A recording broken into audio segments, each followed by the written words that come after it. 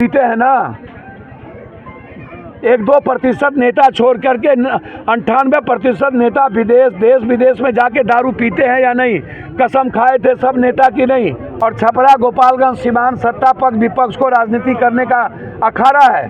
तो भैया सर, जब इन लोगों के पास हेलीकॉप्टर होता है घूमने के लिए सबके पास, तो यहाँ आने के लिए बाढ़ में आने के लिए हेलीकॉप्टर क्यों नहीं होता है? जब चुनाव लड़ने के लिए 2 करोड़ 10 करोड़ रुपया होता है तो गरीब आदमी को देने के लिए इन लोगों के पास पैसे क्यों नहीं होते हैं?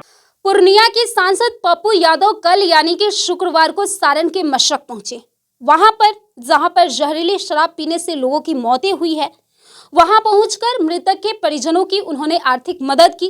प्रत्येक परिजनों को 10-10 हजार रुपए राशि के रूप में दिए और उनकी इस प्रकार मदद की।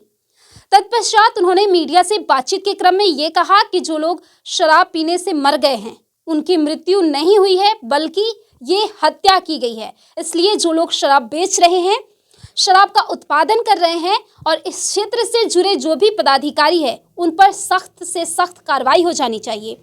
आगे उन्होंने शराबबंदी कानून के बारे में बताया कि ये कानून बिल्कुल गलत नहीं है, सही है, लेकिन जो लोग शराब पी रहे हैं उन पर टैक्स बढ़ा दिए जाने चाहिए। और ये अच्छी सोच है कि शराब नहीं पीने चाहिए, लेकिन इस देश में 98% नेता ऐसे हैं जो देश और विदेशों में शराब पीने के लिए जाते हैं, तो वो लोग भी शराब पीते हैं। इसलिए जो लोग शराब पी रहे हैं, अगर यहाँ शराबबंदी कानून लागू है तो उन पर टैक्स बढ़ा दिए जाने चाहिए। बाकी जो लोग शराब बेच रहे हैं, जहरीली शराब का उत्पादन कर रहे हैं, उन पर आजीवन कारावास होना चाहिए।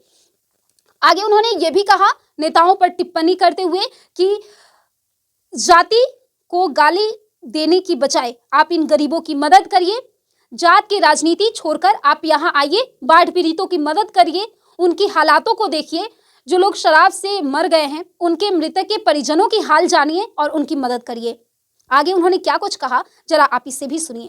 पहला सवाल कि हम नेताओं से आग्रह करेंगे कि इस पर राजनीति नहीं करें। इससे बड़ा दुखद मौत ये हत्या है, मौत नहीं है।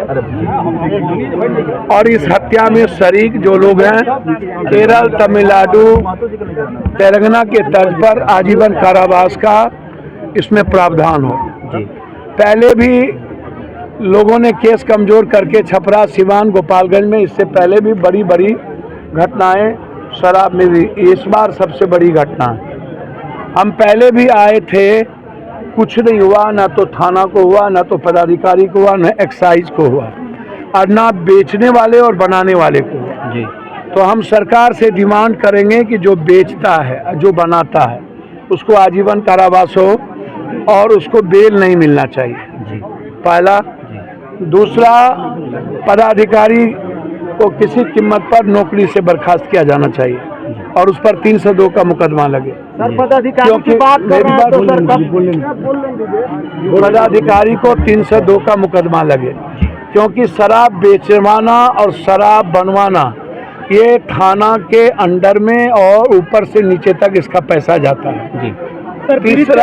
तीसरा हर कीमत पर इसमें लोकल नेता लोग, सभी दल के नेता, मैं कोई ये सत्ता पक्ष विपक्ष की कोई बात नहीं है जी, लेकिन सत्ता पक्ष के पदाधिकारी, सत्ता पक्ष को बेचवाने वाले आज तक सब मस्त हैं जी। एक नेता ने कहा लोग तो मरते ही रहते हैं जी, विपक्ष बेचवाती है जी।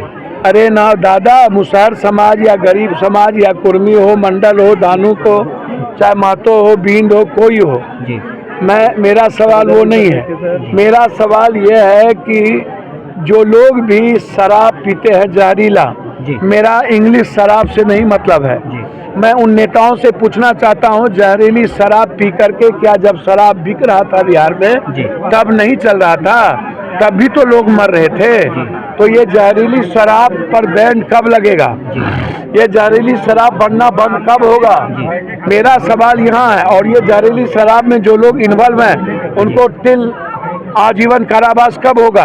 तो सवाल मेरा ये, जो लोग कहते हैं शराब खोल देंगे रेवेन्यू आएगा, अरे बाप मेरे, शराब पी करके नहीं मरा है। जो लोग बकबक करते हैं ये जहर पी करके मरा है, और जब भी मरता है शराब पी के नहीं मरता है, जहर पी के मरता है। और जहर बनाने वाले लोग इन्वॉल्व भी है और बनवाने वाले लोग इसमें इन्वॉल्व हैं। तो इसमें नेतागिरी मत करिए। औकात और हैसियत है तो आ करके लोगों की मदद करिए। औकात तो होती नहीं है, हैसियत है भी नहीं, और ना ही आपको जहरीली शराब बंद करने की हिम्मत है। और मैं कह रहा हूँ कि एक छटांग जहरीली शराब नहीं बनने दूंगा। आते ही सबसे पहले जहरीली शराब बनाने वाले को आजीवन कारावास, और जिस इलाके में जहरीली शराब बनेगा वहाँ के पदाधिकारी एक्साइज को 48 घंटे के अंदर बर्खास्त करेंगे।